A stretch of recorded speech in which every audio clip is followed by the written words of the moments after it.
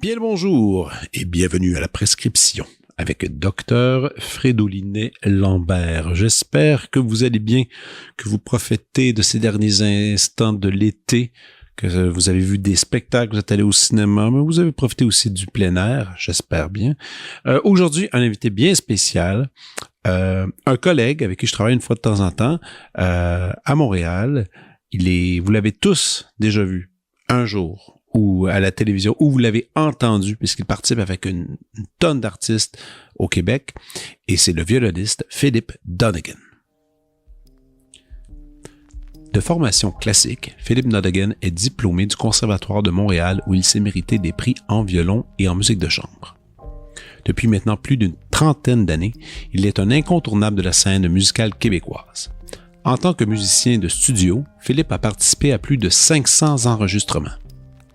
Il a également partagé la scène avec les plus grands noms de la musique allant de Luciano Pavarotti, Placido Domingo, Charles Aznavour, Barbara Streisand, Michel Legrand, à Diane Ross, Natalie Cole, Dionne Warwick, Diane Dufresne, André Gagnon, Jimmy Page et Robert Plant pour n'en nommer que quelques-uns. Il a été invité à se produire devant la reine Élisabeth II à plusieurs reprises ainsi que devant le premier ministre du Québec et le gouverneur général du Canada. Depuis plus d'une décennie, Philip Donegan est le violon solo de la superstar internationale Céline Dion. Lorsqu'il n'est pas en tournée, Philip réside dans la magnifique chaîne des Appalaches dans les cantons de l'Est au Québec. Voici ma conversation avec Philip Donegan.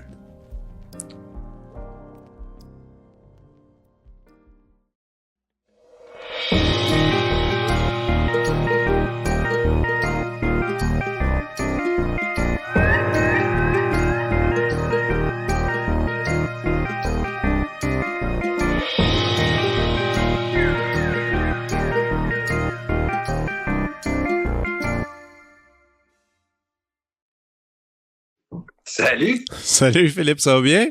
Ouais, t'as l'air plus pro que moi, là, avec ton micro, tes headphones. Ah, mais c'est juste pour m'assurer que la balance est bonne entre les voix puis tout ça. Il n'y a pas de problème. En fait, ça sonne super bien. On peut commencer directement comme ça, en direct des cantons de l'Est, n'est-ce pas? Oui, monsieur. Yes, there you go. On disait Patten. À Patten. Il y a combien d'habitants à Patten? Je sais pas, peut-être 1200, quelque chose comme ça. My God, mais ça fait combien de temps maintenant que tu es là officiellement? Ça fait 5 ans. Ça fait ans. 5 ans. Puis je suis curieux, est-ce que c'est justement l'espèce de vie de tourner, d'être toujours dans des grosses villes, des grandes villes qui t'a amené à vouloir quitter Montréal? Oui, peut-être un peu, mais moi, je viens des cantons de l'Est. Puis, OK. Je ne plus revenir ici. C'était pas possible parce que avec les enfants, puis tout ça, puis la vie, tout ça. Mm-hmm. Mais la tournée, ça m'a permis de faire ça parce que partir d'ici ou de partir de Montréal pour aller à Paris ou je sais pas où, Los Angeles ou Las Vegas, c'est la même affaire. Oui, exact. Écoute, en préparation à notre discussion, je me suis mis à réfléchir beaucoup à propos de toi, puis à propos de la première fois que je t'ai rencontré, la première fois que j'ai travaillé avec toi. Puis, tu sais, je pense que maintenant, ça fait 20 ans que je te connais. Le temps va vite. On peut dire ainsi.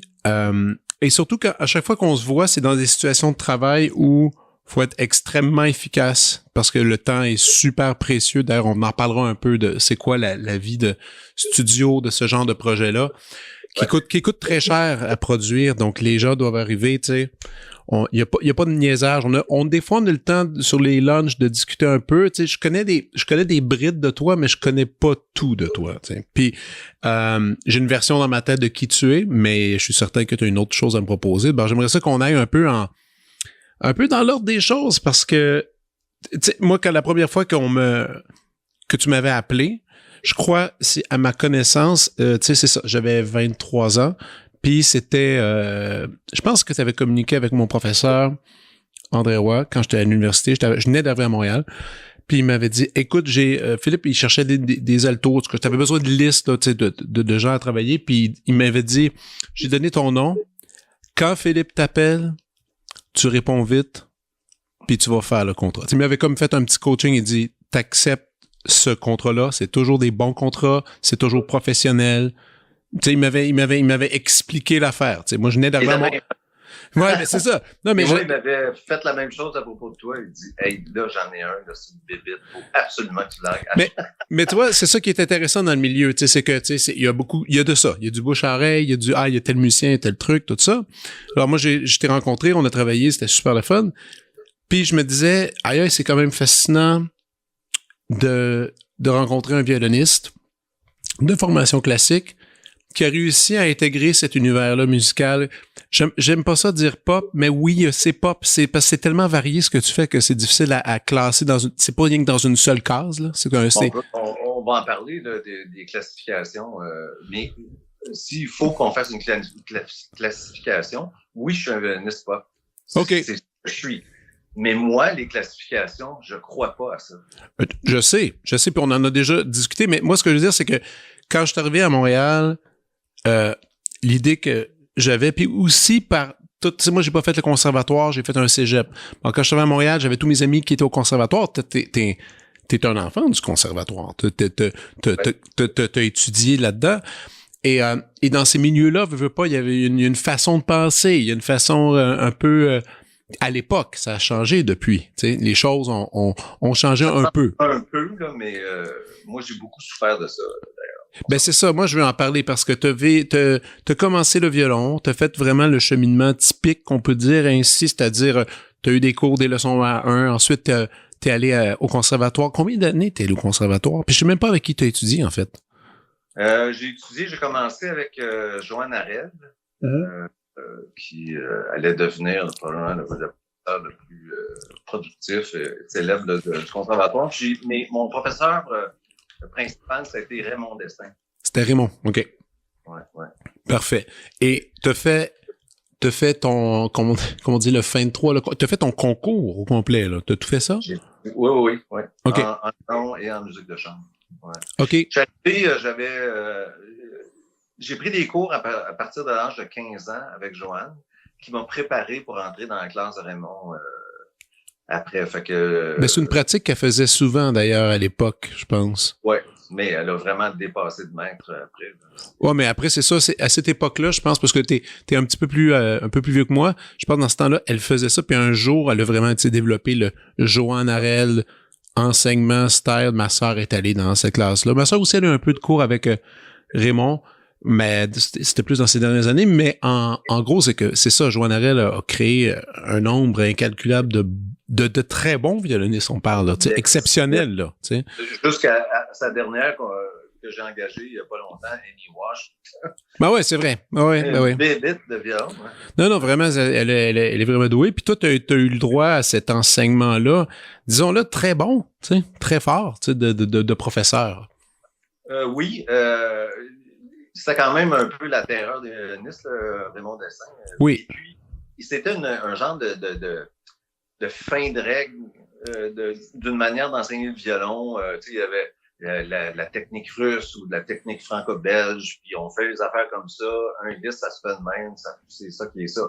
Par contre, Raymond Dessin, c'était comme le king du studio dans le temps où à Montréal, des gens pouvaient faire 3 sessions d'enregistrement par jour puis une émission de télé. Là. Mais ça, c'est un côté de Raymond Dessin que je ne connais pas, que je ne savais même pas. Jusqu'à récemment, quelqu'un m'a dit « Ah, tu sais, Raymond Dessin, il a joué sur telle chose. » Je suis comme « Pardon? » Il a joué sur tout. Et au contact des musiciens populaires, lui, il avait un respect infini pour les... Parce qu'il venait là, d'un côté là, vraiment strict, Conservatoire de Paris, puis San Sicilia à Rome, puis tout ça, où est-ce que il y a juste les musiciens classiques qui sont bons, puis les autres sont pas bons. Puis là, il a découvert des musiciens extraordinaires dans le milieu pop. Fait qu'il y avait un grand respect pour ça. Wow. Et il a détecté que moi, j'avais une affinité pour la musique populaire, que j'aimais ça. Fait que dans mon cours de violon, il m'engueulait comme du poisson pourri pour mon concerto de Wieniawski. Puis après ça, il sortait une cassette de Julie London. Puis il dit, tiens, écoutera ça. Fait que, tu sais... OK. Ouais. Mais je pense pas qu'elle est comme ça avec tout le monde, justement, dans le studio. Non. Il a vu que j'avais cet intérêt-là, cette curiosité-là. Puis Puis moi, tu sais, je vais dire, peut-être parce que j'étais pas bon là-dedans, mais c'est l'œuf ou la poule. Mais tu sais, moi, je jouais du Paganini, des affaires de même, ça m'ennuyait comme la pluie. Mhm. Puis j'haïssais ça.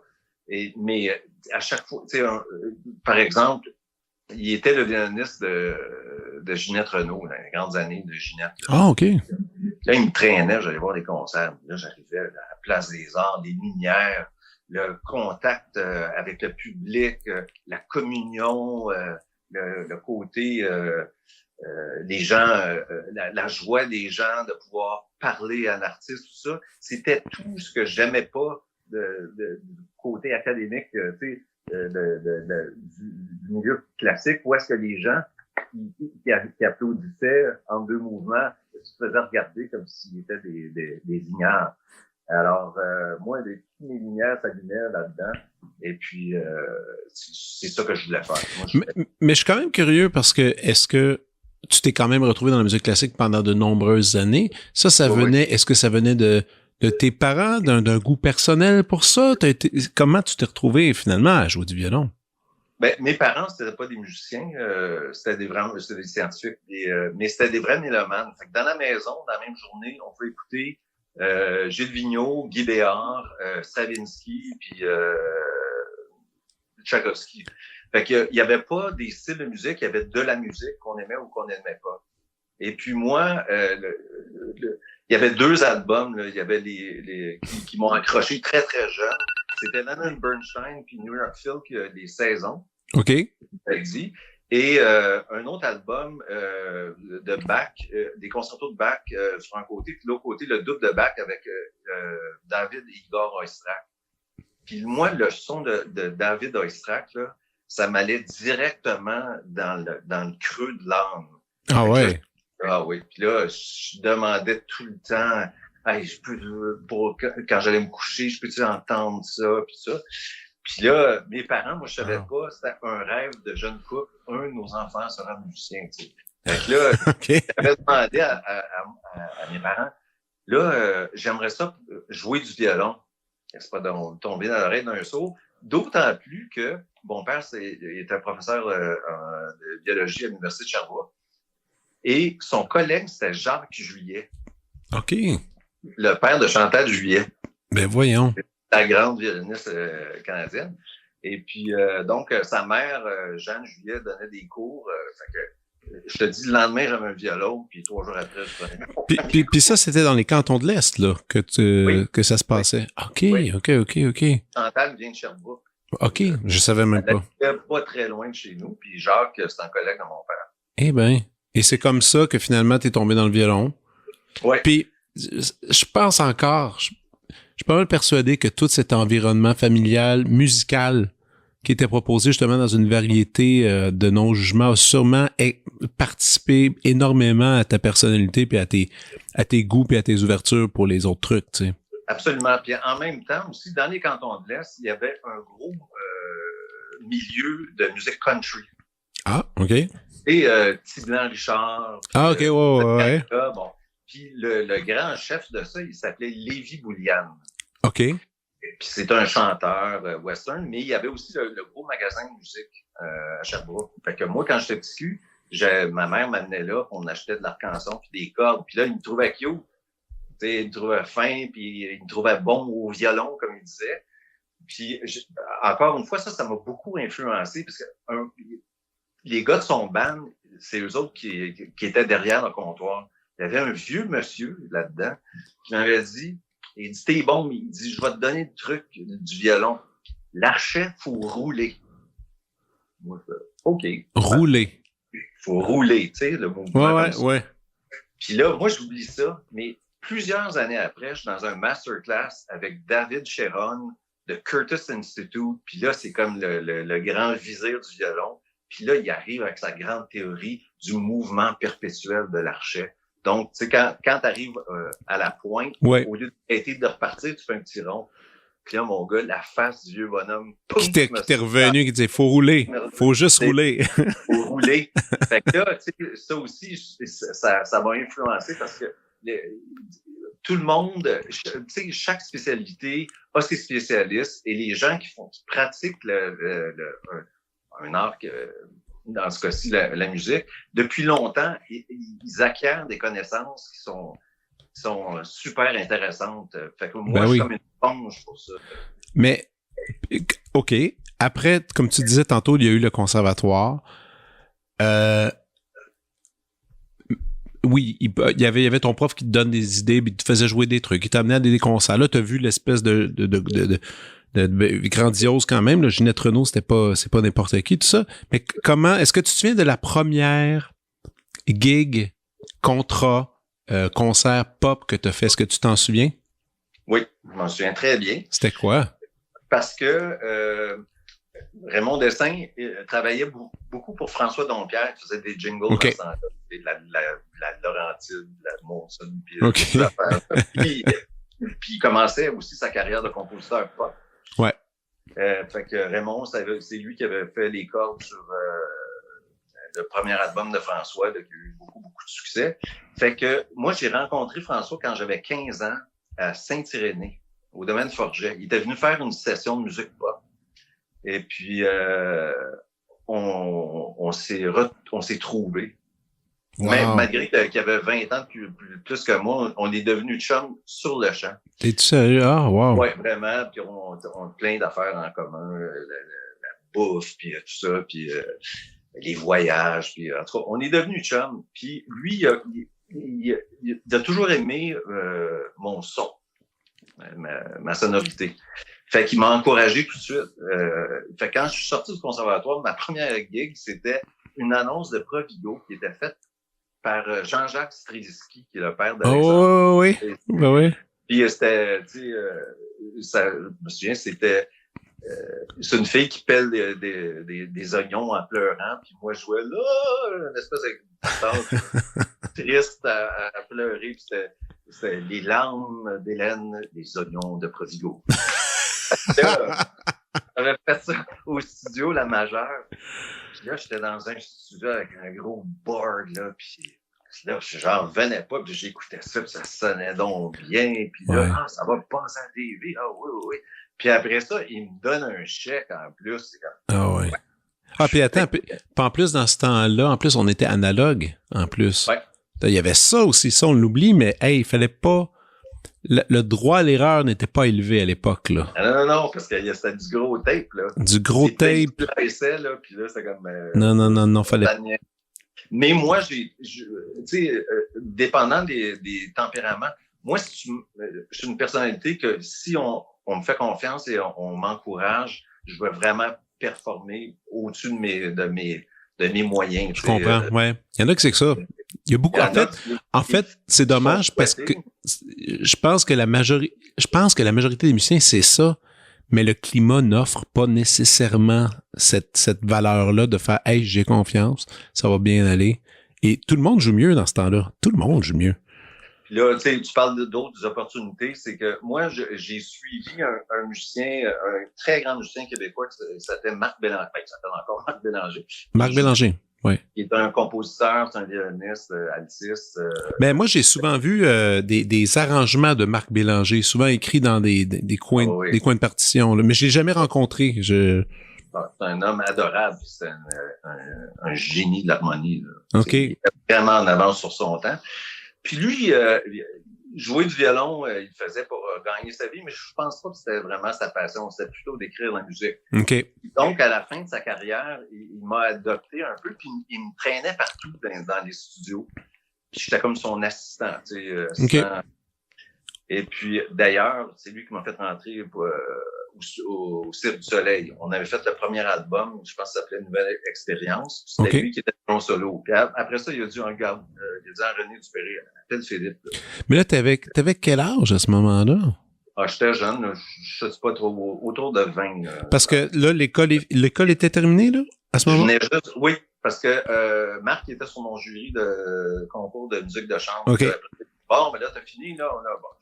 Fait que mais ça, c'est complètement fou de penser qu'à 20 ans, ou 21 ans, ou 20 ans, t'avais fait ton concours, c'est fini, puis là, c'était marché du travail, on y va, on voit qu'est-ce qui se passe, puis là, t'essayais. Est-ce que avant de justement oui, t'as comme tu disais, allé dans les studios avec Marc Bélanger, tout ça. Est-ce que tu as essayé un peu le chemin des auditions d'orchestre, ces genres de trucs-là, ou c'est quelque chose que tu t'es éloigné rapidement? Non, j'en ai pas fait d'audition. Je pense, j'en ai fait d'audition. Oui, j'ai fait une audition pour les jeunes virtuoses de Montréal. Ah oui, c'est vrai que ça existait, ça. Ouais. Puis, ça, j'ai fait ça pendant quelques années, mais non, tu sais, je faisais pas ça, des auditions. Tout de suite, là, je pense que 3 jours après que 3 jours après que j'ai fini le conservatoire, il y a un gars qui m'appelle, un musicologue de l'Université de Montréal qui s'appelait Ramon Pelinski. OK. Il avait un groupe de tango nuevo, tu sais, le tango Ah, un peu oui. à la Piazzolla, qui était le rage là, à Montréal, puis au Canada, tout le monde adorait ça. Puis il dit bonjour, c'est Ramon Pelinski. Est-ce que vous jouez du tango? Il y avait eu mon nom, je sais pas comment. Moi, je dis oui. Dans ma tête, c'est Ah ouais, c'est ça. Mais là, on est ailleurs, là. Non, oui, puis il jouait dans ce temps-là avec Louis Greenhouse, qui était un ministre de l'OSM, un Argentin. Puis là, je sais pas trop, la chicane avait pogné comme souvent avec les Argentins. Puis il y avait un festival de tango à Toronto avec un des grands légals de Piazzolla qui s'appelait Arturo Pennon. OK. Et moi, je connais pas. Fait que là, on répète. Moi, je répète de mon côté. J'apprends toutes les partitions par cœur. Puis on arrive à la première répétition. Puis on commence une toune. On n'est pas rendu au milieu de la première page. Il s'en vire devant... puis moi, je sais pas que ce gars-là, il est très colérique. Puis, OK. Puis il dit à Ramon Pelinski, il dit « Que puta que au pareo ». Puis là, et qu'est-ce qu'il dit, le monsieur? Il demande quelle pute t'as mis au monde.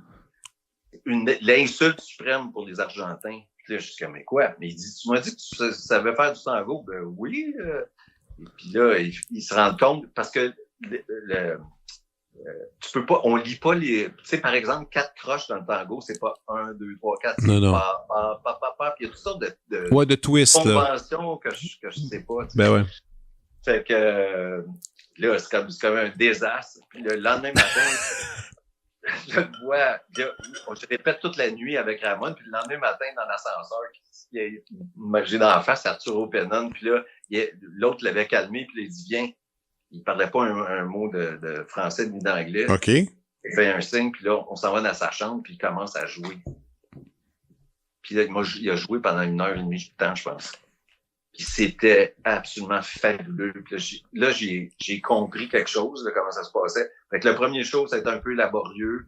Mais après ça, tu sais, moi, j'ai travaillé, mais j'avais ce désir, puis je trouvais ça tellement beau. Puis là, finalement, j'ai joué pendant 7-8 ans avec... Ah ouais, OK. Ah ouais.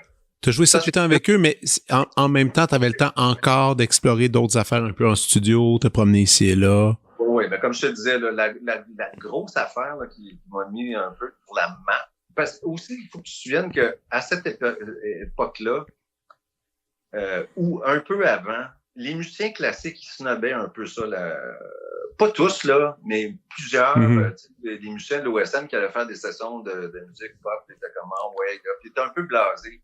Et là, il est advenu les synthétiseurs, dont le célèbre DX7, je sais pas si tu viens de ça, de Yamaha. Non. Ça, c'est le premier synthétiseur qui fonctionnait pas mal. Tu pouvais faire des cordes dessus, tu pouvais faire OK. Et puis c'était pas trop cher. Puis, fait que là, tout le monde était là-dessus. Mais finalement, tous les disques sonnaient la même affaire. Tu sais, tu l'entends. Je te donne un exemple, tu dis, ah ouais, oui. Et donc, puis aussi, c'était un peu laborieux de faire pour le compositeur, de faire toutes les parties. Ben oui. Puis, à un moment donné, on dit, non, si tu veux du violon, engage donc des violonistes, tu sais.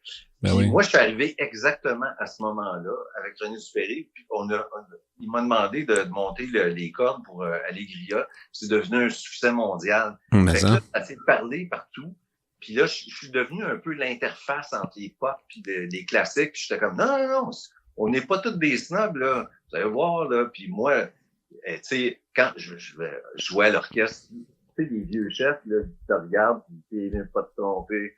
Avec cette attitude-là. Puis là, quand j'arrivais dans le studio, c'était comme, ah, wow, c'est donc bien beau ce violon. Puis là, tu sais, c'était tellement une autre atmosphère. Ben, souvent, je dégage ça, puis je vois ça aussi quand, justement, je travaille avec toi sur des trucs. C'est souvent, la plupart du temps, même si c'est rushé avec le temps parce qu'il faut accomplir vite beaucoup de choses, c'est toujours dans le positivisme, puis dans l'espèce de joie, puis tout le monde est super content. Souvent parce que, je sais pas, puis ça, toi, tu le sais parce que tu le fais plus souvent que moi, mais je crois que les gens sont fascinés, mais aussi se sentent très chanceux d'avoir des cordistes sur leurs albums, tu sais, des vrais, là, Oui. tu sais. C'est comme un espèce d'immense luxe d'avoir ça. Puis, Ben, souviens-toi la première fois que tu étais allé entendre un orchestre, l'impact que ça a eu. exact. Oui. Oui. Je suis tombé en bas de ma chaise. Ça, Mais c'est ça, puis c'est pour ça que les gens sont souvent très émus, très heureux d'entendre leur composition soudainement avec une espèce de tapis de cordes qui enveloppe ça, puis ça fait toujours des bonnes rencontres, des belles rencontres. Moi, ce que je vois justement, puis tu sais, là tu me racontes à peine une des premières histoires, justement ton histoire de tango, tu sais, humainement parlant, toi t'as rencontré tellement de monde. Puis t'as eu des ça c'est peut-être un des côtés de ton travail. D'ailleurs, on devrait quand même le définir un peu parce que oui, t'es violoniste, mais t'es pas juste violoniste. Tu dois, comme tu disais tantôt, t'es le pont parce que tu vas chercher des musiciens pour venir jouer sur les projets des autres. Toi, tu dois communiquer avec ceux qui sont en train de faire les projets, les arrangements, tout ça. T'as une chaise entre deux. En même temps, tu dois comme t'occuper de la gang des musiciens quand ils arrivent en studio. Il y a comme plusieurs chapeaux à porter pour des projets de la sorte. Est-ce que ça vient avec un lot de stress? Pour ta part? Ça vient avec un lot de responsabilités, mais je peux pas dire que je pense que je suis fait pour ça, là. C'est sûr qu'il y a des affaires qui sont plus stressantes que d'autres, là. Ouais. Mais moi, j'ai une je connais tellement bien les musiciens que quand j'engage des musiciens, c'est parce que j'ai 100% confiance en eux. Et moi, je crois beaucoup aux gens qui tirent vers le haut. Quand on joue ensemble, on est là pour se pousser vers le haut. Je sais pas si c'est trop ésotérique là, pour toi. Non. Moi, si j'engage, quand je t'engage, là, c'est pas, je prends pas une chance, là. Je flippe pas un. Non. C'est parce que je le sais que ça va être parfait. Le stress, c'est, mettons que t'es pas là, je me demande, exact. Oui. Bon, il est en retard parce que ça peut être stressant parce que, oui. Comme on dit en latin, shit happens, puis des fois, il arrive des affaires. Ben, ça, là, faut que tu sois vite sur tes patins pour mais sinon, quand tout le monde est rendu dans le studio, moi, je regarde les gens autour de moi et c'est mes collègues, je les aime puis je les trouve bons. Puis aussi, c'est que tu dois faire souvent des match-ups de, tu sais, il faut que tu trouves les bonnes personnalités avec qui travailler. Ça, c'est ultra important. Oui.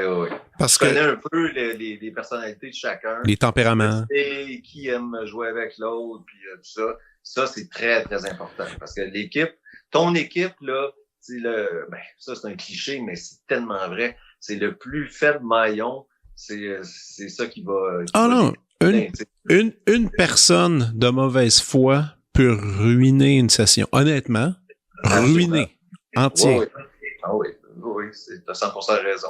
Fait que, moi, c'est sûr que, tu sais, je peux pas te dire que toutes les sessions que j'ai faites dans ma vie, ça s'est toujours passé. Mais quand je vois qu'il y a des gens de personnalités négatives comme ça, je les élimine tout de suite. Fait que, moi, je travaille juste avec du monde que j'aime. C'est tout, là, parce que... Mais c'est quand même un sacré beau privilège, parce que, tu sais, c'est difficile de trouver les gens avec qui on joue, puis souvent, il y a aussi des conditions, tu sais, chaque milieu de travail n'est pas nécessairement évident. Moi, je trouve ça cool que tu puisses, justement, avoir des gens avec qui t'es bien, puis là, et évidemment, c'est comme tellement logique, si t'es entouré de gens avec qui t'es bien, tout le monde est bien, tout le monde joue bien, donc, tu sais, ça va tout ensemble. Moi, je veux revenir quand même au fait... il y a eu le Cirque du Soleil, qui a été une collaboration que tu as commencé, mais qui s'est élaborée au fil du temps. Tu as continué à travailler avec eux. Le studio, lui, ça continue encore. Là, au début, tu disais la publicité que tu as faite, mais après, il y a dû avoir des films qui ont commencé, la musique à images. Beaucoup, ouais. Beaucoup. Ta première tournée, tu t'en rappelles-tu, c'était avec qui? Tough. Ma première vraie tournée, c'était avec l'orchestre du conservatoire. OK, mais je parle de tourner, mettons, d'un projet pour travailler, mettons, en dehors. Ben, c'était avec le tango, là, mais ça, c'était vraiment un band, là, c'était un groupe, on était 4. Mais sinon, c'est quoi? C'est probablement avec Ginette, je te dis. Ah ouais, OK. Ouais, parce que c'est moi qui est devenu son violon solo. J'ai fait ça pendant presque 30 ans. Là, après. Ah ouais, 30 ans avec Ginette. Wow. Ouais, j'en ai fait beaucoup de shows avec elle. Tabarouette. OK. Ouais. Puis après ça, tu sais, Jean-Pierre, toutes ces affaires-là. Mais moi, le plus gros de mon affaire, c'est qu'à un moment donné, j'avais été engagé pour une comédie musicale, le Fantôme de l'Opéra. Oui. Qui, je sais pas, c'était peut-être trop jeune à ce moment-là, mais c'était populaire, là, ça n'avait pas de sens, c'était la plus grosse affaire. Mais attends, à Montréal, il y a eu une prod Fantôme de l'Opéra, genre, qui roulait pas mal?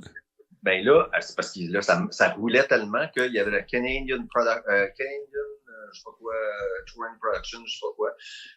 Mais c'était ultra gardé par la production à New York. Ah, là, OK. il y a quelqu'un de New York qui venait 2 fois par semaine pour checker que tout était Wow. selon les normes, puis c'était vraiment ça.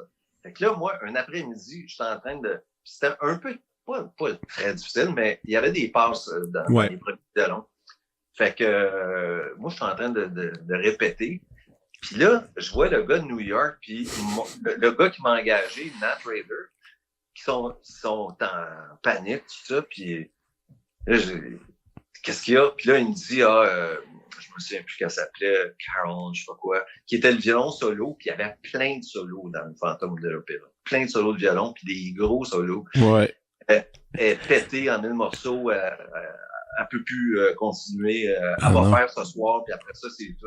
Puis là, le gars de New York, il regarde Nat un peu baveux, puis il dit, What are you gonna do?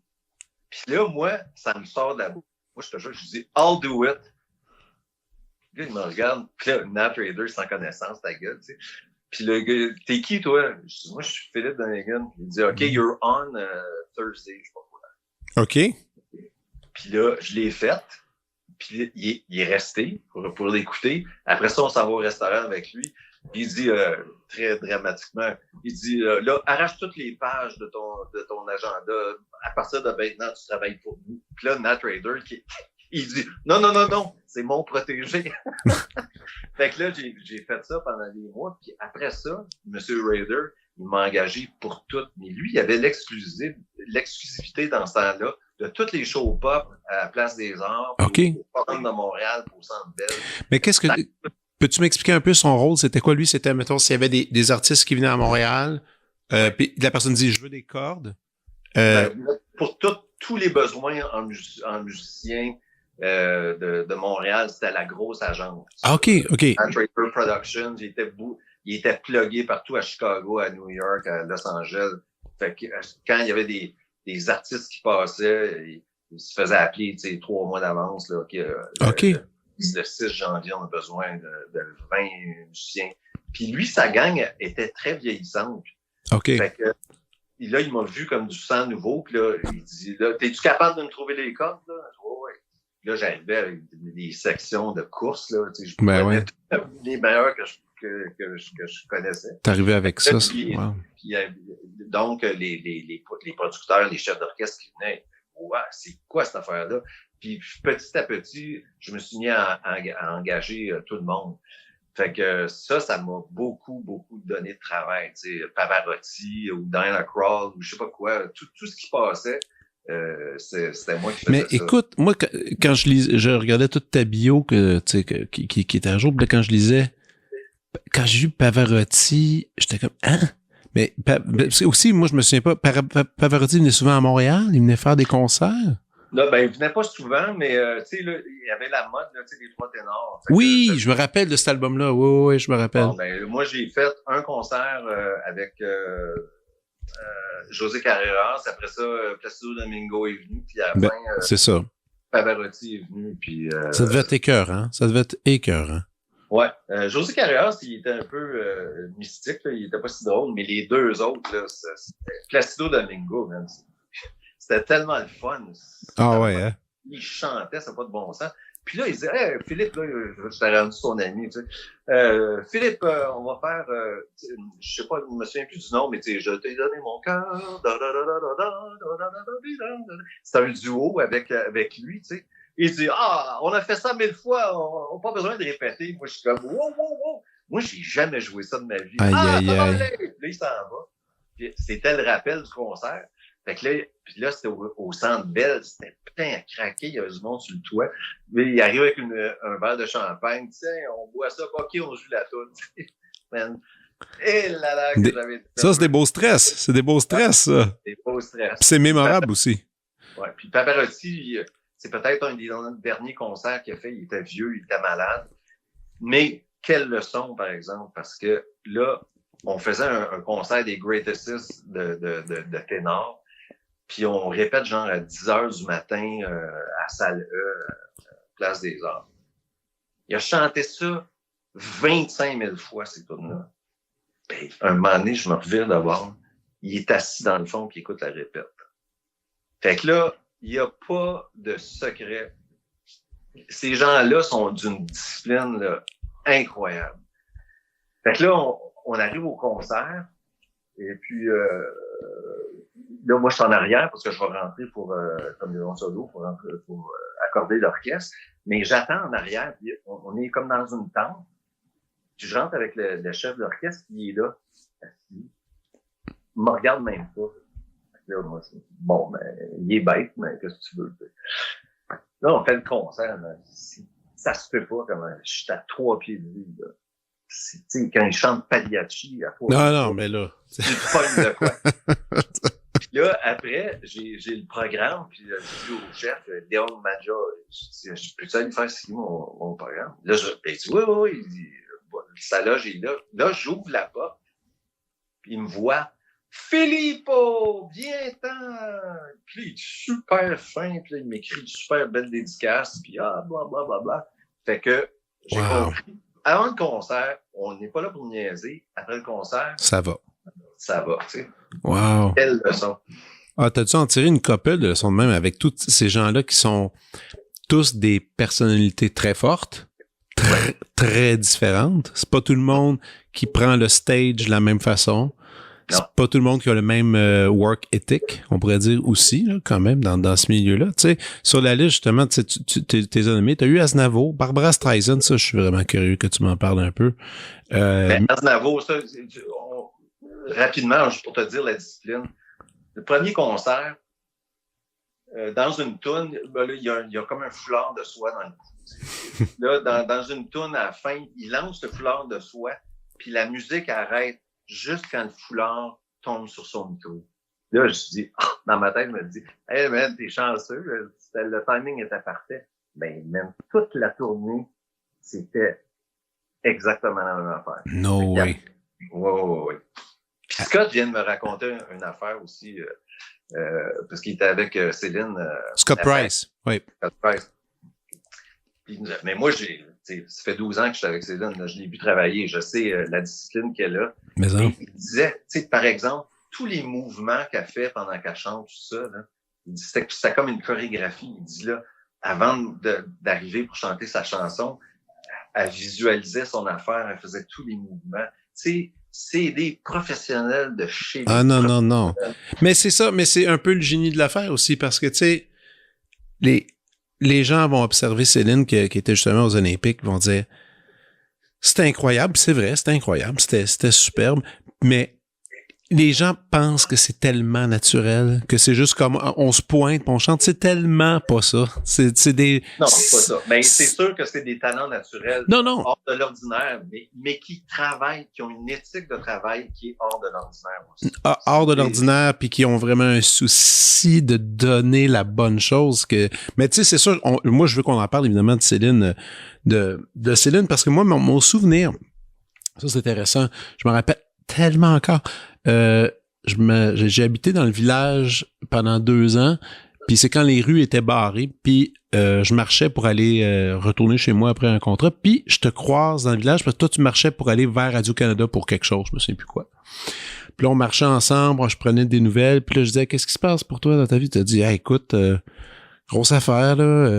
Là, je pensais ça. C'était à Los Angeles ou Vegas, là. Je pense que c'était Vegas. Je m'en vais faire des auditions pour... c'est à Los Angeles. À Los Angeles. Là, tu dis, je m'en vais à Los Angeles, je m'en vais faire des auditions pour... tu sais, comme pour le band classique de cordes qui va accompagner Céline. J'étais, t'es-tu sérieux? Puis là, j'étais, qu'est-ce que tu vas faire? Tu déménager? T'es là, ben ouais, gros changement. Tu sais, j'étais pogné juste avant ce changement de vie-là.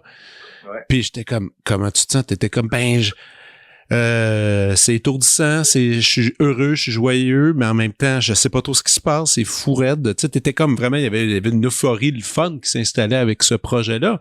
Moi, j'aimerais ça qu'on en parle, ça. Là, tu disais tantôt, tu as dit, ça fait 12 ans que je joue avec Céline, mais avant de jouer avec Céline, t'avais déjà un peu joué avec elle. 12 ans, c'est régulièrement, on va dire. Oh, oui, comme employé. Comme employé. Comme membre du band. Comme avant, c'est ça. D'autres affaires. Et le moment charnière, c'était au 400e de Québec. Il y avait eu un grand... Tu sais, Céline sur les plans, donc elle avait invité tout le monde. C'est ça. Puis là, ils avaient décidé de faire ça avec grand orchestre. Ouais. Puis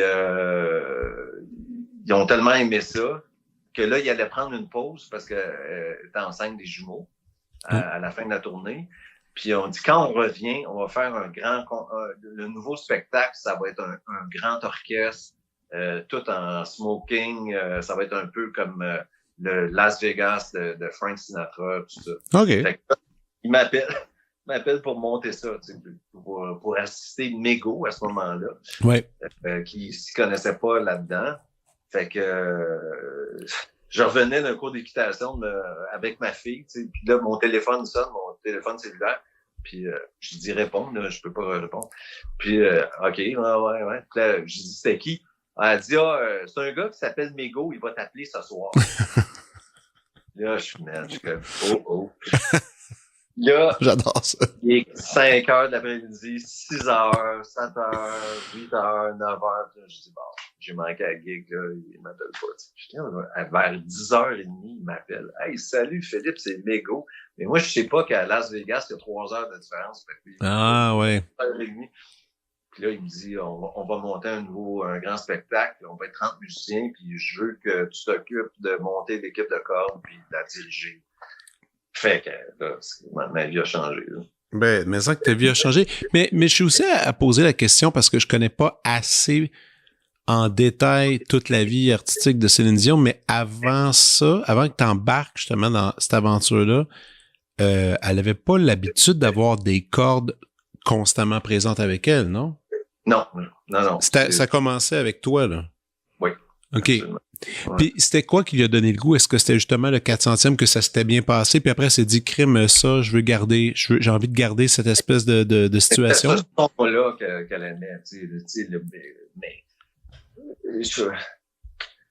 tu sais, dans le fond, c'est un band de rock qu'elle avait avant. Là. Ouais, mais ça, je m'en rappelle par contre. Ça, je m'en rappelle parfaitement du band rock qui était toujours présent, puis très performatif, tu sais. C'est ça. Puis elle aime ça, tout ça.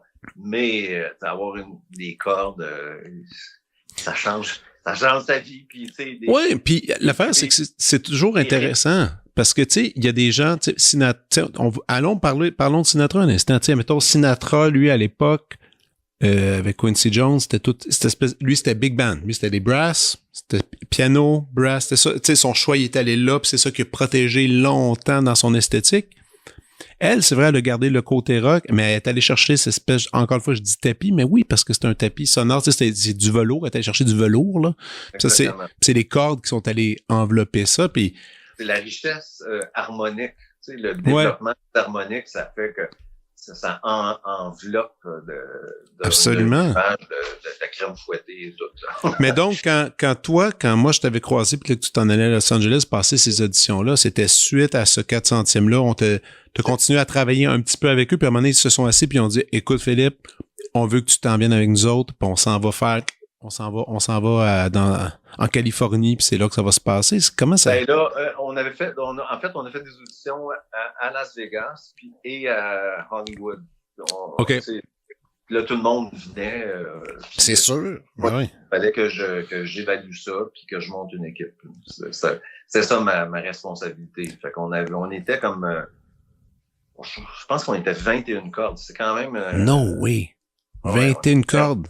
On était 30 quelques musiciens sur scène. C'était un gros spectacle.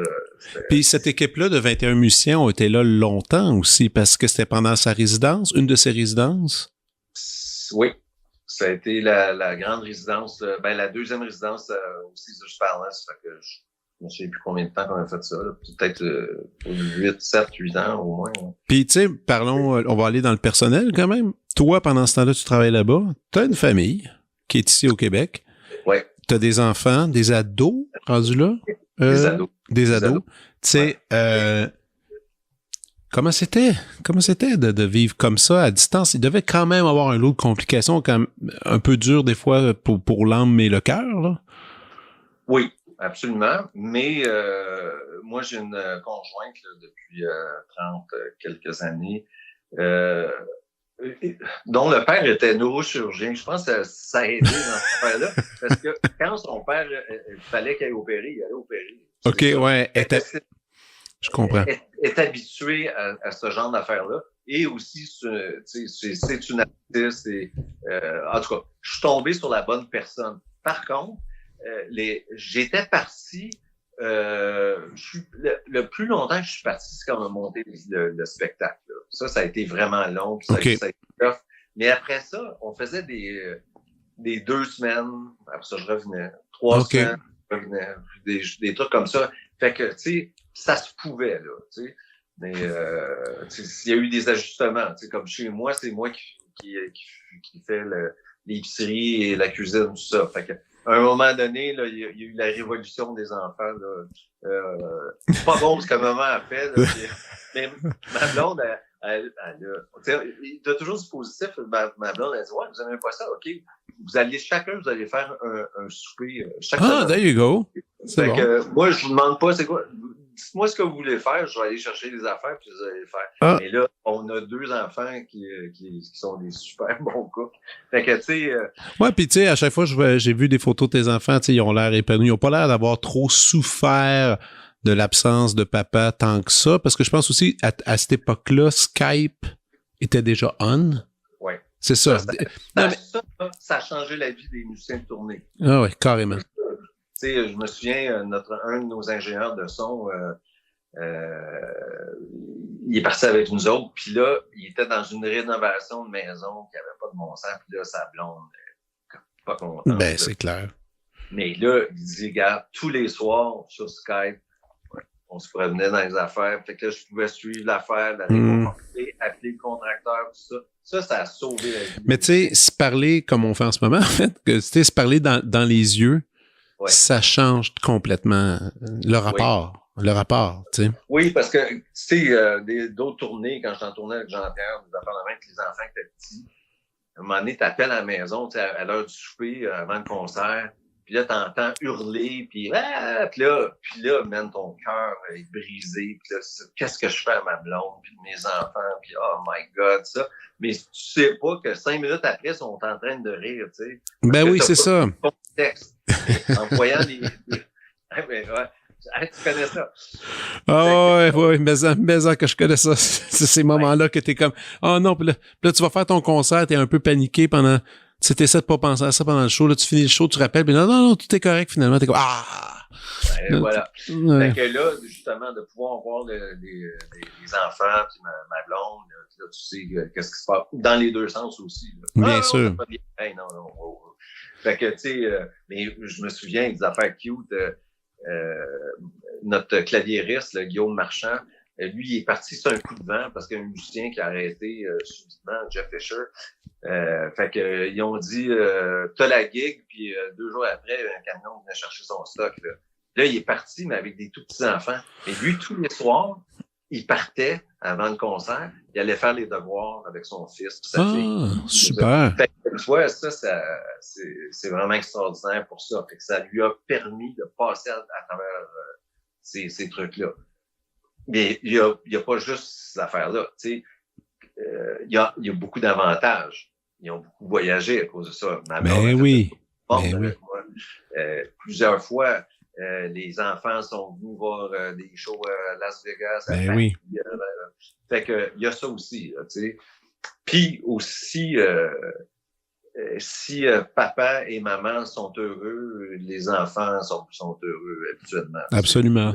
Je suis d'accord avec toi, puis ça fait cette énergie-là, elle se travaille justement au sein du couple. Hein, même si des fois c'est des horaires extrêmement typiques, tu le sais, moi, ma blonde est violoniste aussi. Donc, excellente violoniste d'ailleurs. Oui, je l'avoue. Oui. Et on a des horaires, ma foi, tellement compliqués, mais mes enfants sont nés là-dedans. Ils savent que quand papa est moins là, il va être plus là bientôt, puis maman même en faire, puis tu sais. Mais là, tu mets le doigt sur quelque chose aussi, parce que quand j'étais parti à Las Vegas, quand j'étais pas là. Mais quand je revenais pendant les pauses, j'étais 100% là. Mais ça, c'est très cool aussi. Tu sais, c'est quelque chose que c'est aussi c'est un beau cadeau. Tu sais, le temps avec Céline, toute cette époque-là, la résidence. Après, il y a eu de la tournée, il y a eu des albums, il y a eu beaucoup de choses. C'était toujours, tu sais, moi je me suis encore une fois, je pense que j'avais-tu pogné en ligne ou à la télé, mais probablement en ligne. Je pense qu'elle fait toujours au Tonight Show, je pense, avec elle. Ou Fallon, peut-être? Je me trompe-tu? Ouais, Jimmy Fallon. Jimmy Fallon. Puis là, je te regardais aller, puis j'étais comme, my God. Tu sais, c'est comme, cette expérience-là, elle t'a amené dans tellement d'univers, tellement de pays. Oui, tu joues aux American Music Awards, puis moi, je suis un amateur de rock, puis avant de rentrer sur la scène... Non, puis t'es un amateur de plein d'affaires, parce que, tu sais, une fois, je me souviens même encore, on avait fait un contrat ensemble, puis je disais, hey, qu'est-ce que tu fais cet été pour tes vacances? T'avais dit, je m'en vais, je pense que c'était, tu sais, avec ma blonde, je m'en vais à Cleveland, là, je m'en vais voir, là, où c'était-tu? Non, c'était pas à Cleveland. Tu t'en allais... l'espèce de place où est-ce qu'il y a du bluegrass, puis il y avait plein de... À Nashville. Tu te disais, je m'en vais à Nashville, là, je m'en vais triper, je vais aller voir des studios, je vais aller voir des shows, puis là, t'étais full excité, puis quand je t'ai revu après, t'étais comme, hey, c'était fou, raide, mais tu sais, t'aimes beaucoup différents styles musicaux, tu sais. T'aimes beaucoup la musique, disons-le ainsi, mais quand, en embarquant avec Céline, ça t'a amené à rencontrer un paquet de monde, parce que souvent, Céline avait des guests, des gens avec qui collaborer. C'était qui tes guests coup de cœur que tu as rencontrés musicalement, ou même, je dirais mieux que ça, tes surprises, parce que tu sais, on a tous dans la vie, il y a des musiciens qui sont super connus, on a peut-être une idée de qui ils sont, c'est peut-être pas nécessairement le style qui colle à nous, puis on les voit agir, on les voit chanter, puis là, t'es comme renversé. T'as dû en avoir quelques-uns comme ça qui t'ont... Tantôt, tu parlais de Barbra Streisand. Ouais. Bon, elle avait une réputation absolument horrible. Oui, puis c'est pas juste dans le milieu, c'est comme public, là. C'est comme... c'est ça. Fait que moi, on faisait le lancement d'un album de Céline avec Julie Snyder. Puis là, ils nous ont gardés dans le studio, excuse-moi, jusqu'à, je pense, 4 heures du matin. Hein? Puis à 9h30, on répétait pour Barbra Streisand avec, comment il s'appelait? Bill Ross, qui était le chef d'orchestre à Hollywood, le numéro 1 à Sony. Puis là, j'ai un grand orchestre que j'ai monté, puis tout ça, puis toutes les meilleurs, tu sais, Julie Triquet, Christian Prévost, je pense que la blonde était là aussi. OK. Puis là, moi, j'ai pas dormi une seconde, fait que je me dis, je peux pas être assis avec le violon solo, ça va être un désastre. Puis là, je rentre et c'est la fille de Nat Rader qui est là à ce moment-là. OK. Puis là, elle dit, mon père, là, il est tellement content, il te regarde du ciel, puis parce que c'était, tu sais, Barbra Streisand pour la communauté juive, ça, ben non, mais c'est quand même Barbra Streisand. C'est quand même tu sais, je veux dire, il y a tellement à dire sur ce personnage-là. Je veux dire, tous les films, les comédies musicales, c'est un gros personnage, là, tu sais. Fait que là, on répète, par miracle, tout va bien. Super bien, je sais pas pourquoi, mais tout va bien. Puis là, on est le soir, ou dans l'après-midi, on répète avec elle, on joue une toune, puis là, elle s'approche de Bill Ross, elle dit, mais c'est quel magnifique orchestre, mon Dieu, qui joue bien. Puis là, après ça, elle vient me voir, elle dit, excusez-moi, j'ai écrit ces quelques mots en français, pouvez-vous les corriger pour moi? Pensez-vous que les gens vont...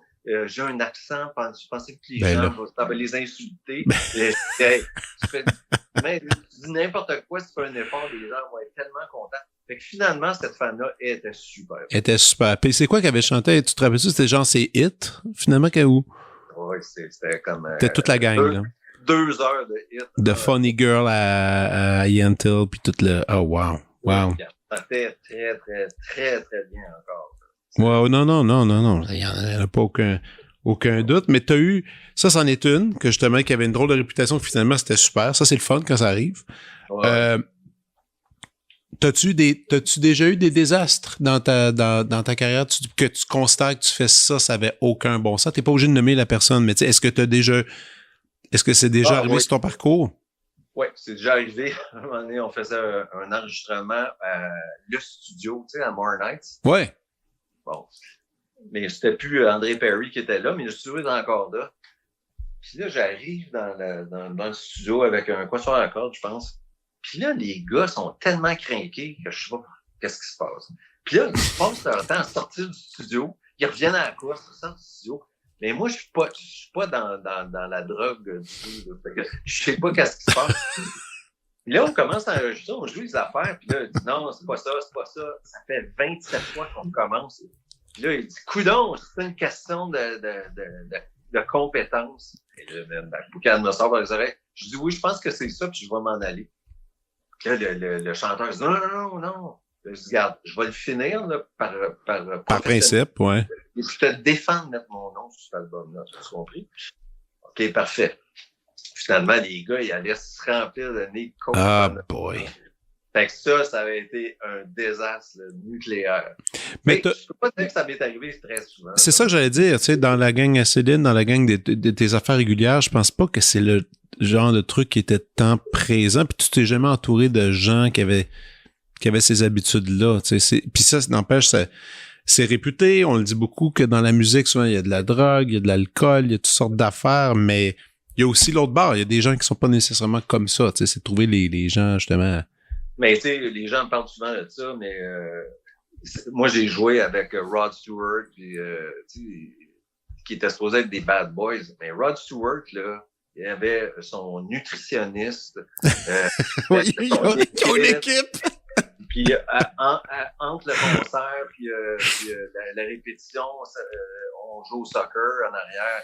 T'sais, puis les Rolling Stones qui font des shows à 81 ans, là, c'est sûr que Keith Richards, il entretient cette image de méchant garçon. Mais regarde, on le sait, là, nous autres, à l'âge qu'on a, des fois on est fatigué. Faire des tournées à 81 ans, là, puis il y a une équipe. Non, il y a quelqu'un qui prépare de la bonne nourriture en arrière de tout ça. Mick Jagger, c'est un athlète. Là. Ben non, ça n'a aucun sens. Personne comprend encore. Là, à chaque année, nouveau show, tout le monde est comme, mais qu'est-ce qui se passe? Comment ça se peut une affaire de même? Les gens qui sont les vilains garnements, ils meurent. Oui, c'est ça. Mais si tu continues dans le temps, c'est parce que tu fais les affaires comme il faut. Là. Exact. Ça se peut même pas. Là, tantôt, tu sais, c'est ça, je me disais, t'en as rencontré tellement de monde. Puis justement, backstage, après les shows, tu dois en voir, tu sais, des vedettes qui viennent voir, bon, etc. Ouais. Est-ce qu'il y a des gens que t'as pas rencontrés que t'aimerais bien croiser un jour dans le milieu, soit pour travailler, ou juste pour croiser simplement parce que... Mais je me dis, il me semble, avec Céline, t'as dû croiser tout le monde que tu voulais, mais peut-être que t'as une petite liste secrète d'artistes que t'aimes bien, que t'aimerais voir un jour. Moi, ma grande... parce que moi, je suis une personne d'objectif, puis je crois à mettre les choses dans l'univers, tu sais. Voir, tu sais, de jouer à Las Vegas puis à American Music Awards, ces affaires-là, moi, je l'ai rêvé, ces affaires-là. Je l'ai rêvé. Puis je pense que c'est un peu pour ça que c'est arrivé, parce que ça te met dans une position où est-ce que tu es prêt à capter les signes qui vont t'amener vers ça. Et un de mes objectifs, j'aurais aimé ça enregistrer avec Ennio Morricone, mais sérieusement, il est mort. Ça me fait un petit quelque chose, tu sais. Ouais, j'avoue. Puis c'est drôle que tu parles de ça. Hier soir, avec ma blonde, je faisais juste lui montrer des scènes d'un de ses films que je trouve qui est un peu, c'est pas lui qui a fait le film, pardon, il a fait la musique du film, que la musique, elle est moins célébrée, puis je trouve que c'est celui de Il était une fois la Révolution. Tu le connais? Oui. Tu sais, puis on écoutait des scènes, je disais, regarde comment c'était tellement parfait. Tu sais, c'est vraiment, c'est une époque c'est un grand compositeur qui a changé vraiment, il a changé la donne là, pour le cinéma, mais même aussi juste avec les idées. Tu sais, je disais, c'est au-delà du cinéma, l'idée de la combinaison de certains instruments. Des fois, il y a de l'électronique, des fois, il y a une chanteuse d'opéra qui va ben trop haut, mélangée avec les cordes, une guitare électrique un peu sale. Oui, tu sais, c'est comme, il est capable d'aller dans tous les sens. Ça, j'avoue que... 5% de batterie, je sais pas si tu veux. Toi, il te reste 5%? Ouais. Ah, t'es-tu capable de brancher? Ben, là, il faudrait que j'aille chercher mon chargeur. Je peux-tu faire ça? Ben oui, va le chercher. OK, je reviens. Ben oui, il n'y a pas de problème.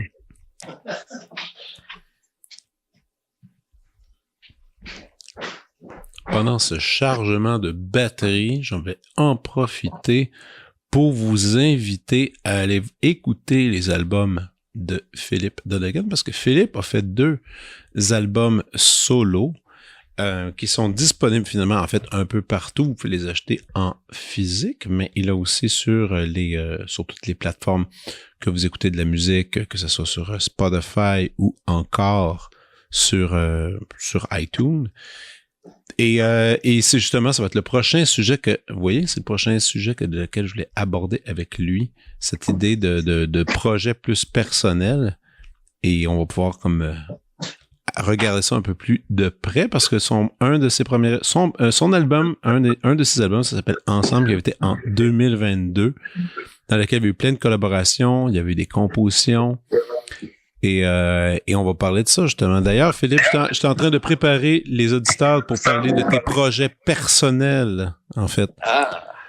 Parce que ça aussi, ça m'intrigue, parce que depuis tantôt, on parle beaucoup de toi avec tes collaborations, parce que toi, tu viens offrir du beau à des artistes établis qui ont des gros noms, puis toi, ton rôle, c'est d'enrichir tout ça, mais à côté, puis tu sais, tantôt tu parlais de rêve, tu dis, tu sais, quand on rêve à quelque chose, puis quand ça peut nourrir justement l'ambition, mais aussi un certain accomplissement. À côté, je me souviens qu'en 2022, justement, tu avais sorti un album, tu sais, qui s'appelle Ensemble, qui était mais t'en as fait 2 albums à ma connaissance, non? Oui.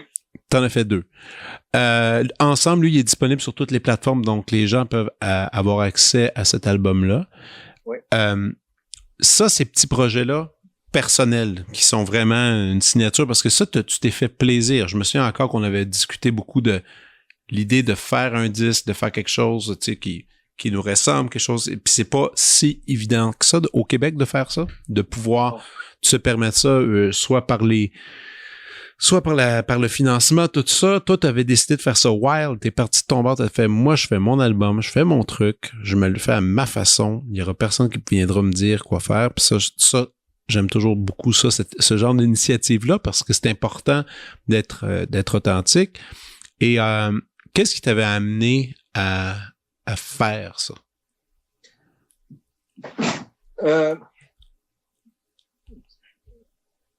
Le premier album, là, c'était un peu un album d'ego, si tu veux, parce que je voulais faire un album. Et puis, je voulais présenter de la musique qui me ressemblait un peu, qui était pas du pop, qui était pas du classique, qui était un peu en hybride. Même temps, hybride. Ouais. Puis de le présenter avec ma sonorité. Mm-hmm. Moi, je communique avec mon son. Et c'est ça que je voulais faire. Je voulais communier avec un plus grand nombre de personnes. Fait que ça a été le premier projet. Et puis le deuxième album, c'est un album de pandémie. Carrément, parce que là, on vient de finir 2 semaines à New York, guichet fermé. On s'en va à Washington, on est en train de prendre une marche, puis là, tous les téléphones, ping, ping, ping, ping. Pactez vos petits, on s'en va demain en autobus.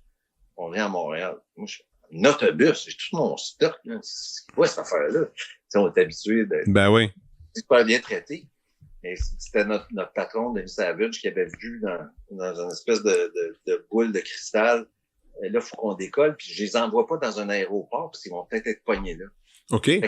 On est passé au mois de mars, je ne sais plus, c'était quand. Mars. Ouais. Genre vers 3-4 heures du matin, on a passé puis après ça, ils ont fermé les frontières. Fait que nous autres, là, ça fait des tournées mondiales, puis du Vegas, puis tout, là, on n'arrête pas, on est dans le tapis, là. Fait que, là, je me ramasse en vacances pour la première fois depuis je sais pas quand. Fait que là, je trouve ça cool. Tu sais, je suis comme en vacances d'été, tu sais. Ah ouais. Là, tranquillement, je commence à plus trouver ça drôle. Puis là, je suis déprimé. Là, c'est ma blonde qui me dit, hey, là, il va falloir que tu fasses quelque chose. Ah, qu'est-ce que je peux faire? Elle dit, fais un album. Ah, ça sert à rien, dit ça. Elle dit, regarde, fais un album.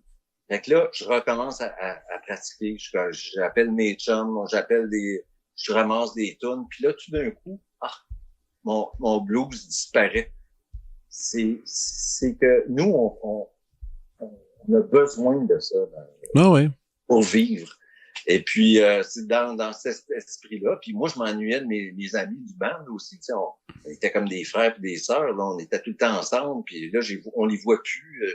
Je suis isolé dans la montagne ici. Puis, fait que j'ai fait ça pour qu'on se retrouve ensemble. C'était toute la bande de Céline qui a fait mon album, puis des cordes des amis. Puis c'est Denis Savage, le soundman de Céline qui a enregistré ça. Fait que, tu sais, ça a été un album pour repartir la vie, si tu veux. Ouais, c'est très hot. C'est très cool. Puis c'est tout aussi du matériel original. Tu sais, il y a du matériel, beaucoup de matériel original qui est présent sur ces albums-là. Ben, et je conseille à tout le monde d'aller les écouter. Toi, je t'avais demandé de me préparer une liste. T'en as une liste de trucs. Non, on ne pourra pas demander ça. Ah, je t'avais envoyé un petit message. Ça avait l'air d'être compris, mais c'est correct. On va en parler. On va en parler live ensemble alors. Parce que dans l'émission, je demande toujours aux gens de me donner 3 à 5 références culturelles, soit un disque, un livre, un film, un resto, des choses culturelles qui les font triper. C'est pas obligé d'être actuel. Ça peut être des vieilles choses. Tu sais, tu peux dire, tel album, ça m'a marqué, tel film, marqué aussi, tel show qui existe, tu sais, c'est plus des suggestions culturelles personnelles. C'est comme ça que je clôture le show. Pour les albums, l'album, le fondateur de ma carrière, je t'en parlais. C'était l'album de David et Igor Oistrakh. Ouais. Parce que je crois que c'est cette sonorité-là que j'ai tenté toute ma vie d'émuler. D'obtenir. Ouais, je comprends. Puis en plus, quand même, mentionnons-le bien, David Oistrakh et Igor Oistrakh, c'est père et fils, là. C'est père et fils qui jouent ensemble, puis c'est vraiment un son qui vient d'une autre époque. Moi, j'arrête pas de dire que, tu sais, David Oistrakh, c'est le premier qui a vraiment saisi comment faire les sonates de Beethoven. Ça, je l'ai dit souvent à mes étudiants. Un des meilleurs enregistrements de Beethoven, des sonates, c'est lui. C'était le premier qui s'était assis avec son pianiste et fait, là, tu m'accompagnes pas, on va dialoguer. Dialoguer. Puis c'est un grand musicien que l'ego était pas plus surnaturel, tu sais, c'est comme il était juste très réel, puis tous ses enregistrements sont d'une grande beauté, puis même physiquement, tu vas sur YouTube regarder du David Oistrakh, comment il se positionne, c'est pas chômant, tu sais, iFit, j'adore iFit, tu sais, tu sais, puis aujourd'hui beaucoup de violonistes vont en pitcher, ils vont donner, lui là, c'était comme direct comme une barre, mais c'était clean, un beau son chaleureux, vraiment un grand violoniste qui... Et comment développer une phrase aussi. Ben oui. Ça. Moi, quand je joue, mais je le fais pas avec son talent, mais quand je joue, j'essaie que chaque note parle. Mm-hmm. Je joue jamais des notes qui veulent rien dire. Je comprends. Des fois, je peux dire quelque chose peut-être maladroitement, mais c'est jamais blanc. Ouais. Et je pense que ça vient un peu de ça. Ouais. Une violoniste qui m'a vraiment ébloui, c'est Anne-Sophie Mutter, que j'ai vue à l'OSM, je pense l'année passée. Mm-hmm. Jouer de Beethoven. Moi, je l'ai toujours aimé. Anne-Sophie Mutter, on a le même âge, là. Je l'ai vu grandir, tout ça. Quelle violoniste. Ah ouais. Ça, c'est pas possible. Puis là, c'est drôle, hein, parce que c'est les filles qui commencent à prendre le haut du pavé. Les grands solistes violon, c'est les femmes maintenant. J'ai eu un autre concert qui m'a jeté à terre, c'est Hilary Hahn. J'allais dire ça. Hilary Hahn, dans la plus jeune génération, on pourrait dire ainsi, tu sais, c'est quelqu'un de spectaculaire, là. Ça n'a aucun sens. Allez, puis en plus, j'avais pris des billets dans la troisième rangée. Je voulais vraiment la voir, comment ça marchait. Elle a joué, je me suis... Attends, c'était le Dvorak? C'était le concerto de Dvorak? Non, Prokofiev. Prokofiev, OK. Puis là, c'était la perfection de A à Z. Elle n'a même pas fait un scratch, rien de ça. C'était le son, la justesse, tout. La perfection. Elle revient après, elle joue une sonate de Bach. C'est parfait. Ça m'a scié. Puis il y en a une autre que j'aime beaucoup, qui est aussi très, très, très bonne, qui est un peu rock, c'est Janine Jansen. Ben oui. Ça se passe en tabarouette. Ah ouais. Très, très, très non, mais ces trois noms-là, tu sais, je veux dire, c'est des grandes solistes. Écoute, moi, Hilary Hahn, la première fois que j'ai découvert ça, puis ça, c'est drôle, c'était quand je faisais du violon, j'avais 17 ans, puis je commençais à apprendre du solo bac, puis c'était Hélène Marcel qui m'avait dit, hey, c'est elle qui m'enseignait le violon à l'époque. Puis Hélène m'avait dit, hey, t'as un devoir à faire, va t'acheter, il y a une nouvelle fille qui s'appelle Hilary Hahn, elle vient de sortir son premier album, elle a le même âge que toi. Elle dit, ça va peut-être te motiver à pratiquer un peu plus ton bac. J'étais, OK. Bon, c'est ça. Mais j'étais allé acheter ça. Écoute, c'était la fille, elle avait 17 ans, elle était encore aux études au bac à Curtis. Puis Sony ont fait un deal avec elle. Puis elle enregistre c'est son premier album là, qu'elle a fait en 97 ou 98, je sais plus. Ça n'a aucun bon sens. Déjà à cet âge-là, tu écoutes ça, c'est super mature, c'est un grand son. Donc oui, t'as raison. Surtout dans le monde violonistique, les grands solistes, ce sont des femmes en ce moment. Vraiment. Ouais. Vraiment. Puis ça c'est cool. Et y a-tu des ça, je suis un peu curieux. Question band, question autre genre que classique. Y a-tu des trucs que t'écoutes beaucoup, que t'aimes ces temps-ci, ou des bons classiques que tu tapes, que t'aimes retourner? Moi, c'est sûr, un classique pour moi, c'est Joni Mitchell, son album Blue? Symphonique. Symphonique. OK, Blue, oui. Oui, ça, c'est un album fondateur aussi pour moi. Ouais. Je suis chez un ami, puis à un moment donné, sa mère, elle va mettre un album, elle met un disque pendant le souper. C'est que moi, je suis plus capable de manger. C'est quoi cette affaire-là? Puis c'était Blue. Fait que après ça, j'ai acheté tous ses albums. Ah ouais. C'est une musicienne absolument extraordinaire. J'ai peut-être tous ses albums, je pense. As-tu collaboré avec elle? Non. Non! J'aurais aimé ça. Moi, tu vois, histoire intéressante quand même, c'est Joni Mitchell qui m'a donné mon baccalauréat quand je l'ai eu à McGill parce qu'elle avait son doctorat honorifique à la faculté de musique. Puis là, tout le monde rend un hommage à elle, tout ça. Puis sa job, c'était de remettre les diplômes. Bon, moi, j'ai ma photo avec Joni Mitchell qui me donne mon diplôme. J'étais un petit peu content, mais elle était quand même mal commode. C'était pas quelqu'un de super sympathique, apparemment. La faculté s'arrachait les cheveux, était pas facile. Mais là, elle est revenue, là, elle recommence à rechanter, là. Elle a fait 2-3 petites affaires, un peu, là. Ouais, mais c'est sûr que c'est pas le même, c'est pas la même voix, c'est pas la même chose, là, tu sais. Ben, tout le monde peut faire ce qu'il veut, là, puis je suis content pour elle, mais moi, c'est la grande période, là. Ouais, la grande période de Joni Mitchell. Qui a duré 50 ans. Ben oui, absolument. OK, hey, Joni Mitchell, je m'attendais pas à ce nom-là aujourd'hui. Cool. Et t'as-tu d'autres choses? Est-ce que tu réussis à suivre un peu la nouvelle scène actuelle en musique ou des fois c'est un peu, il y en a tellement que c'est tough à suivre, là? Ben, ça, moi, ouais, mais ça, la semaine passée, je pense, ou il y a 2 semaines, je suis allé voir les Shirley. Ben oui, je connais Shirley, ben oui. Cool. Hey, ça se passe, ce band-là. Hein? Mais ça, sont bonnes. Moi, sais, des fois, tu vas voir un concert, puis à un moment donné, il y a un moment qui est un peu mou, là, tu dors un peu. Là, Ouais. Moi, 2 heures de show des Shirley, là, j'avais le piton collé. J'ai trouvé extraordinaire. Ils sont des super bonnes musiciennes. Ouais, vraiment. En plus, qu'ils font ça vraiment avec cœur, là. Mais t'es vu où? Dans ton coin? Oui, au Festival du Lac des Nations. OK, cool. J'avais fait un show de télé avec eux autres.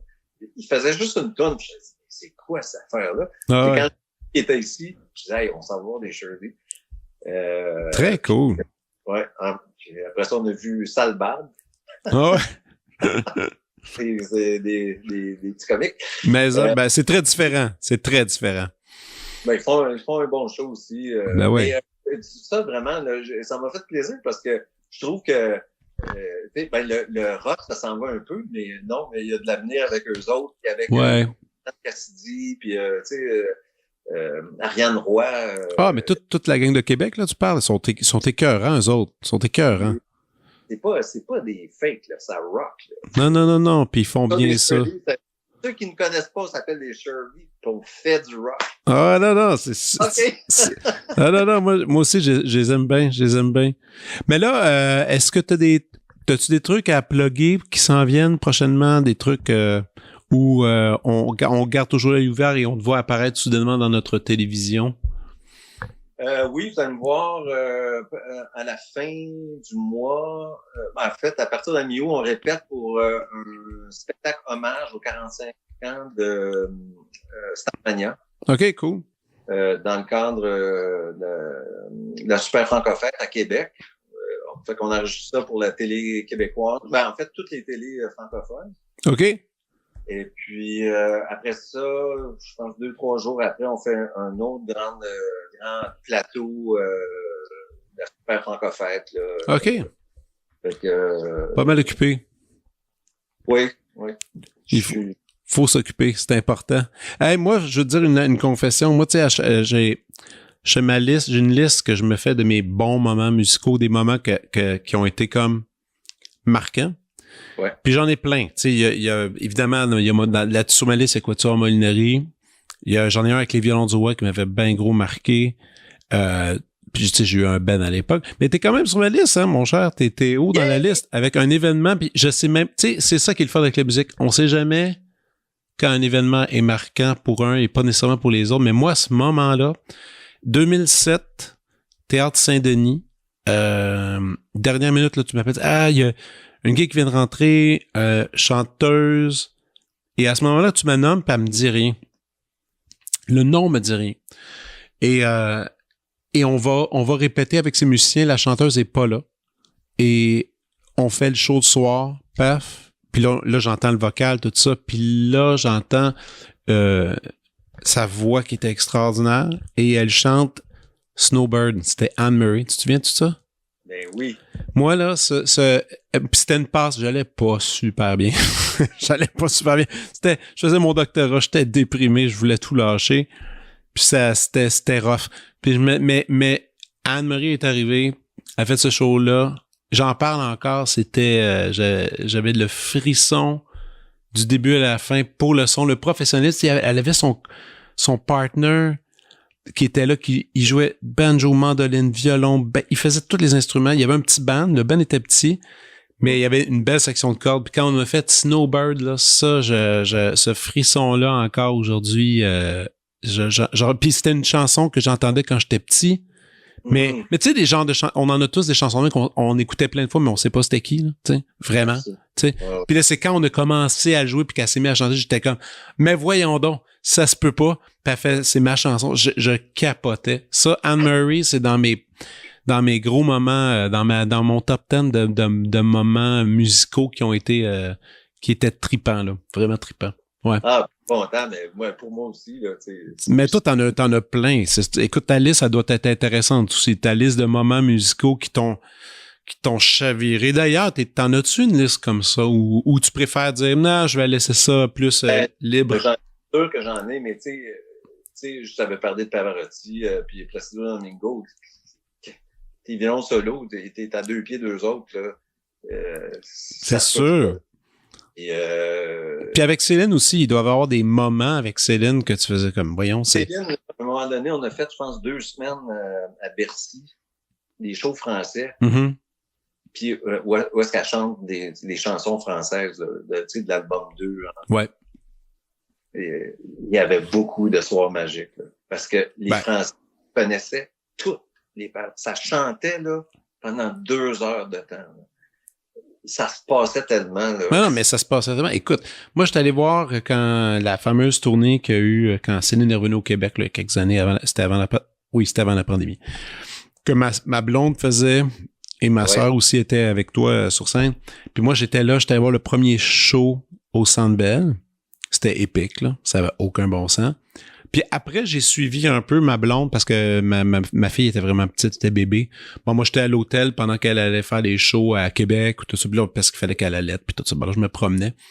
Puis je me souviens qu'Annie, elle revenait des concerts fatiguée, mais je dis, mais c'était-tu cool? Elle dit, c'est sûr que c'était cool. C'est juste que elle dit, je sais pas ce qui se passe à la scène. Il y a toujours un moment où tout le monde se met un peu à pleurer, là. Puis elle dit là, ça devient émotif. Puis là, elle dit, je sais pas ce qu'elle fait, mais elle a le tour de tout nous prendre en même temps, puis d'être chaviré autant dans la salle que sur scène, tu sais. Elle dit. Il y a de la science là-dedans, hein, parce que, tu sais, quand tu vois un concert, puis ça se passe, puis tout le monde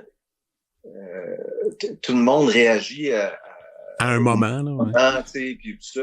Mais j'avais entendu un autre psychologue qui disait, effectivement, c'est que les cerveaux des gens, c'est ça, la communion, tu sais, c'est pas juste ésotérique, là, c'est que les ondes des cerveaux deviennent en phase.